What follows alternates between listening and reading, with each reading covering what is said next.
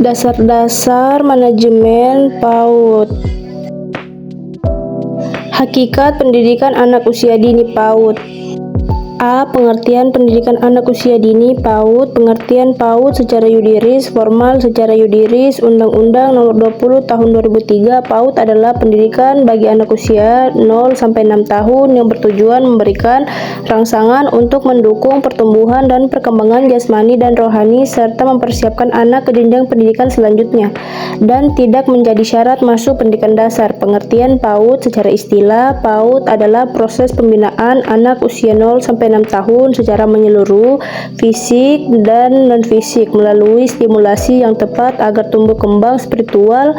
PAUD menekankan dasar perkembangan meliputi fisik, kecerdasan, sosial, emosional, bahasa, dan spiritual sesuai tahap perkembangan anak. PAUD menetapkan jenjang sebelum pendidikan dasar yang bertujuan mempersiapkan anak melalui jalur formal maupun non-formal dan informal. Pengertian PAUD, perspektif, pengalaman, dan pembelajaran. PAUD adalah upaya stimulasi pada masa penting Golden Age menjadi dasar perkembangan anak di masa depan. Pengertian PAUD, perspektif, belajar, dan perkembangan. PAUD merupakan proses berkelanjutan antara belajar dan perkembangan di mana pengalaman awal menjadi dasar tahap selanjutnya.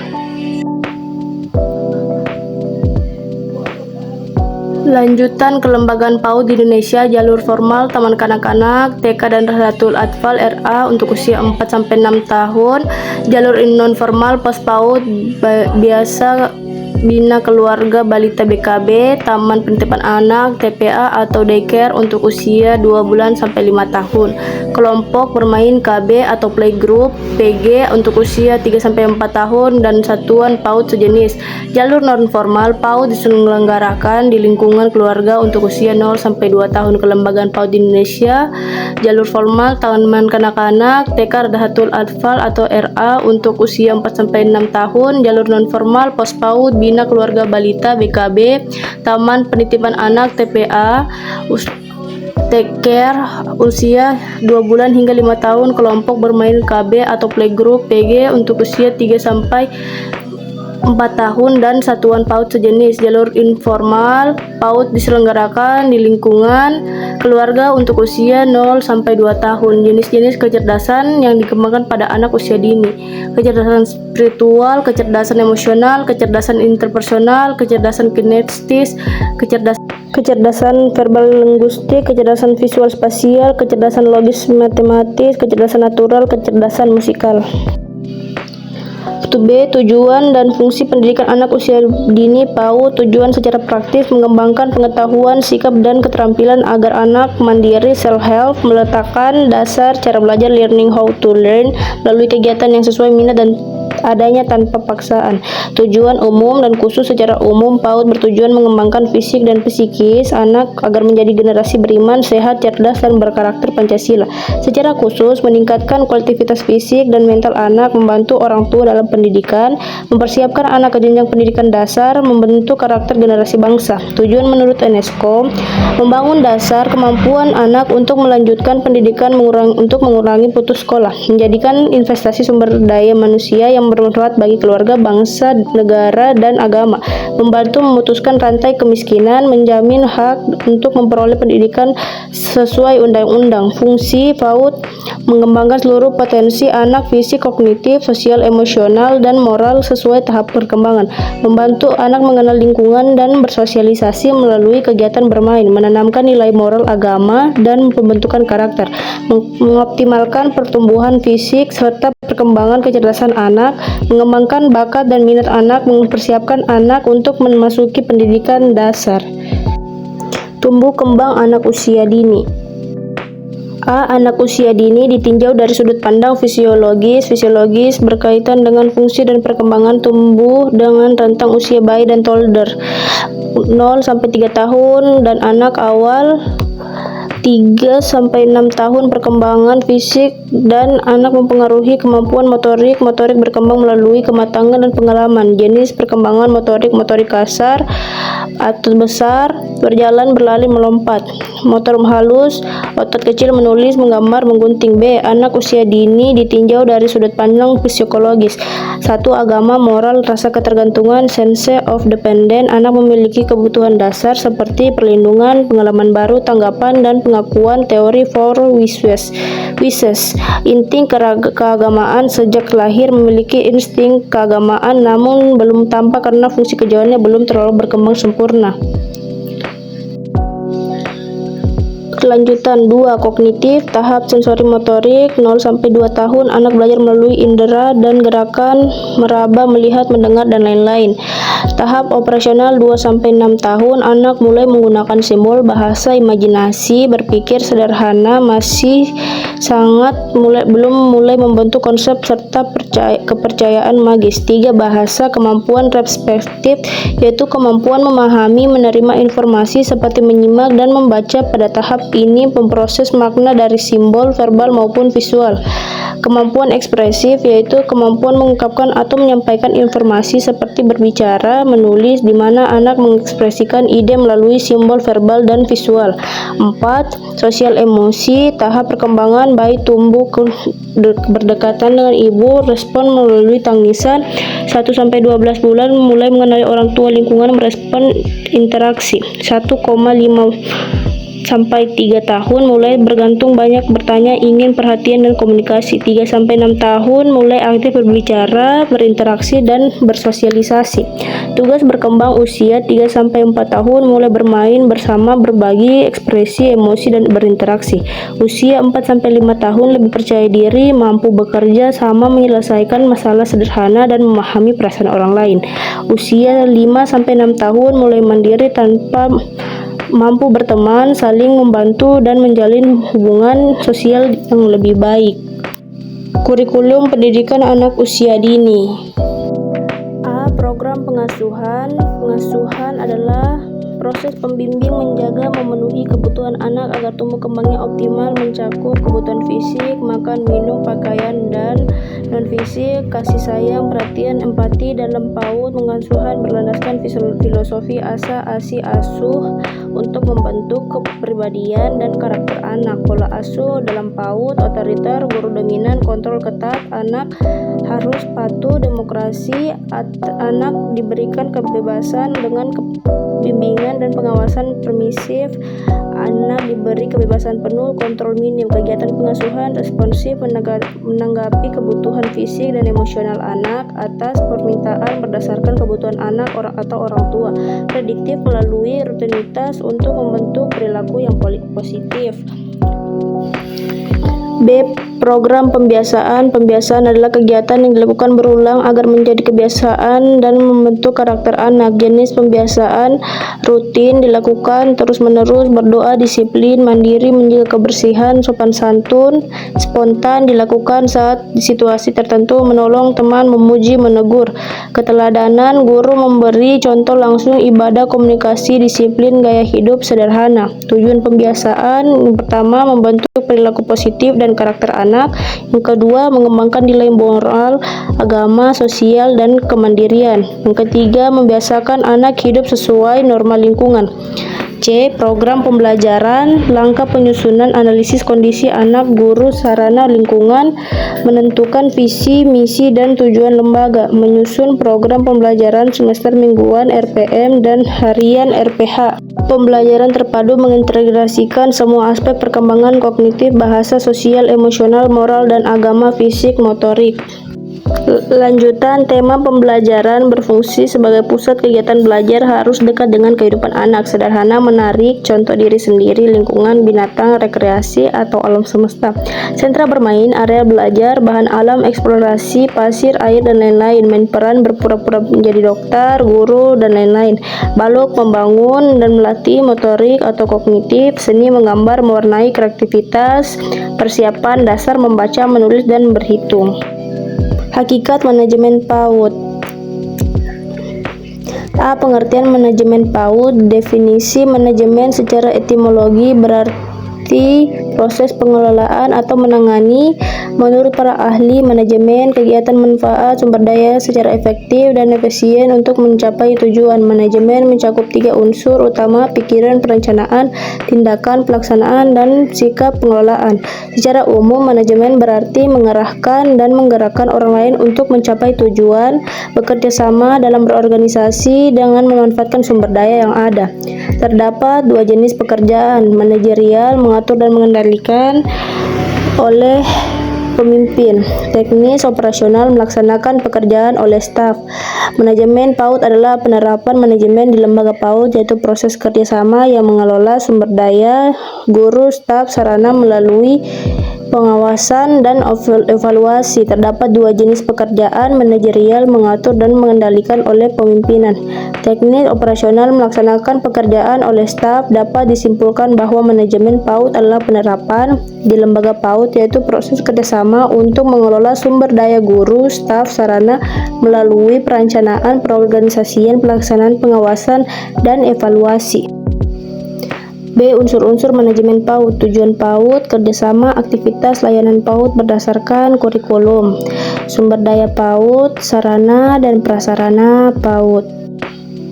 C. Tujuan dan manfaat manajemen PAUD, agar setiap layanan PAUD di lembaga PAUD dapat terencana dengan baik, agar setiap aktivitas layanan PAUD di lembaga PAUD dapat terorganisasi dengan baik, agar setiap aktivitas layanan PAUD di lembaga PAUD dapat terlaksana dengan baik, agar setiap aktivitas layanan PAUD di lembaga PAUD dapat dimonitor atau diawasi dengan baik, agar setiap aktivitas layanan di lembaga PAUD dapat dievaluasi dengan baik, agar setiap sumber daya PAUD yang ada di lembaga PAUD dapat memanfaatkan secara optimal dalam menjenjang tercapainya tujuan PAUD, agar dapat tercipta iklim suasana kerjasama di antara personil-personil yang terlibat di dalam aktivitas layanan PAUD dengan baik, sehingga dapat tercipta teamwork di lembaga PAUD dengan baik, agar tujuan PAUD di lembaga PAUD dapat tercapai secara optimal dan efisien. Ruang lingkup manajemen PAUD. Manajemen PAUD peserta didik. Manajemen peserta didik adalah pengelolaan anak sejak masuk hingga lulus dari lembaga PAUD.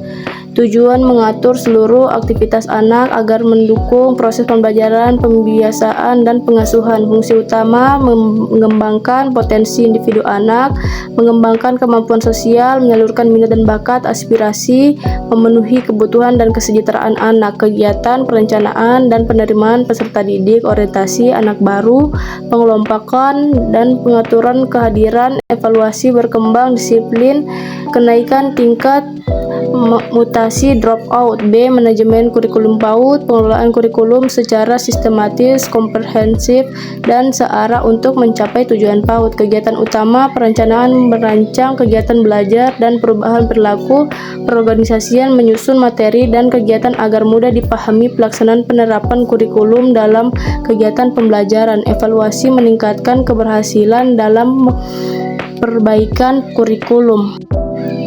C. Manajemen SDM PAUD, pengelolaan tenaga pendidik dan pendidikan agar kontribusi optimal, kegiatan perencanaan kebutuhan SDM, jumlah dan kompetensi, rekrutmen dan seleksi tenaga kerja, pembinaan dan pelatihan, supervisi peningkatan kompetensi, promosi dan mutasi berdasarkan kinerja, pemberhentian sesuai aturan, memberikan kompensasi gaji, fasilitas kesejahteraan. D. Manajemen sarana dan prasarana, pengelolaan fasilitas untuk mendukung proses pembelajaran secara optimal, kegiatan perencanaan kebutuhan sarana dan prasarana, mengadakan pembeli, menyewa dan lain-lain, inventarisasi dan pemeliharaan, penggunaan secara efektif dan efisien, penghapusan barang yang sudah tidak layak. E. Manajemen pengelolaan keuangan secara efektif, efisien, transparan, dan akuntabel. Tujuan pengoptimalan penggunaan dana, menjaga aset lembaga, menjamin tertib administrasi keuangan, kegiatan anggaran RAPBS, penggunaan dana sesuai rencana, pencatatan dalam pelaporan keuangan, pengawasan, dan audit. F. Manajemen hubungan masyarakat, pengelolaan keuangan secara efektif, efisien, transparan, dan akuntabel. Tujuannya yaitu meningkatkan partisipasi dan mendukung masyarakat, membangun citra positif lembaga, melibatkan masyarakat dalam pendidikan anak. Kegiatan perencanaan program berhubungan masyarakat, perorganisasian, tugas pelaksanaan program, koordinasi dan pengendalian. Perencanaan lembaga PAUD. A. Pengertian perencanaan lembaga PAUD. Perencanaan berasal dari kata rencana, yaitu sesuai yang dilakukan oleh seorang atau sekelompok orang dalam suatu lembaga mencapai tujuan tertentu. Secara sederhana, perencanaan merupakan merumuskan tujuan, memperkirakan apa yang akan terjadi dan dilakukan, memprediksi keberhasilan, serta menganalisis langkah-langkah yang akan ditempuh di masa depan. Dalam lembaga PAUD, perencanaan dilakukan melalui 3 proses utama. Proses perencanaan PU, perencanaan lingkungan, analisis SWOT, internal, kekuatan dan kelemahan sumber daya PAUD. Eksternal, peluang dan ancaman dari lingkungan. Lingkungan eksternal, mikro adalah orang tua, pemerintahan, masyarakat, pesaing. Makro, ekonomi, sosial, politik, teknologi. Yang kedua, visi, gambaran masa depan lembaga, inspiratif dan spesifik. Misi, langkah nyata untuk mencapai visi. Tujuan, hasil yang ingin dicapai terukur dan terarah. 3. Perumusan strategi berdasarkan visi dan misi dan analisis lingkungan. Memperhatikan program pembiayaan, metode, lokasi, keterlibatan stakeholder. Dilengkapi dengan SOP atau agar kegiatan berjalan dengan efektif dan konsisten. B. Tujuan dan manfaat perencanaan PAUD. Tujuan, menentukan arah dan tujuan lembaga, mengidentifikasi kebutuhan dan harapan stakeholder, mengetahui kekuatan, peluang, dan tantangan, menyusun strategi untuk mencapai tujuan secara efektif. Manfaat, memiliki visi dan misi program yang jelas, memiliki target dan arah kerja yang terukur, menjadi dasar kebijakan lembaga, membantu menghadapi tantangan dengan langkah antisipasif. Perorganisasian lembaga PAUD. A. Pengertian perorganisasian lembaga PAUD. Perorganisasian adalah proses mengatur dan menyusun dalam lembaga PAUD untuk mencapai tujuan bersama. Kegiatan meliputi menyosialisasikan tujuan, menyampaikan dan mengatur individu, membagi tugas serta wewenang, dan membangun kerjasama antar anggota. B. Proses perorganisasian lembaga PAUD. Mendesain struktur lembaga. Struktur organisasi menggambarkan pembagian tugas, tanggung jawab, dan koordinasi. Terdapat 3 struktur, yaitu struktur sederhana lembaga PAUD, dominan, fungsional berdasarkan fungsi kerja, dan multivisual terbagi dalam beberapa divisi. Mendesain pekerjaan, pembagian tugas harus jelas, tidak tumpang tindih, dan sesuai dengan kemampuan, keahlian, pengalaman setiap anggota. Membentuk tim kerja. Tim kerja dapat berupa pemecahan masalah, tim sekolah, mengelola, dan tim lintas fungsi. Tim yang dibangun melalui kerjasama, komunikasi, menjadi pembagian peran yang jelas, serta menyelesaikan konflik secara adil. Menjalin kerjasama dengan masyarakat. Keterlibatan masyarakat dapat bersifat pasif hingga aktif. Kerjasama ini bertujuan mendukung program PAUD, membangun hubungan harmonis, serta meningkatkan partisipasi masyarakat melalui kegiatan langsung maupun tidak langsung. D. Tanggung jawab, wewenang, dan tugas stakeholder PAUD. Kepala PAUD bertanggung jawab pengambilan keputusan, mengeluarkan kebijakan, serta menilai kinerja guru dan staf. Wakil kepala PAUD membangun kepala untuk melaksanakan program supervisi, koordinasi, serta menggantikan kepala saat berhalangan. Guru PAUD melaksanakan pembelajaran, menilai perkembangan, serta menyiapkan administrasi dan kegiatan belajar. Penanggung jawab pembiasaan ekstrakurikuler, merencanakan pelaksanaan dan mengevaluasi program kegiatan serta pembina anak sesuai bidangnya. Staf PAUD mengelola administrasi, data keuangan, dan laporan lembaga. Office boy atau office girl, gardener, menjaga kebersihan, kerapian, dan kenyamanan di lingkungan PAUD. Kepemimpinan kepala PAUD. A. Pengertian kepemimpinan. Kepemimpinan adalah proses pengaruh dan mengarahkan SDM PAUD untuk bekerja sama mencapai tujuan efektif. Kepemimpinan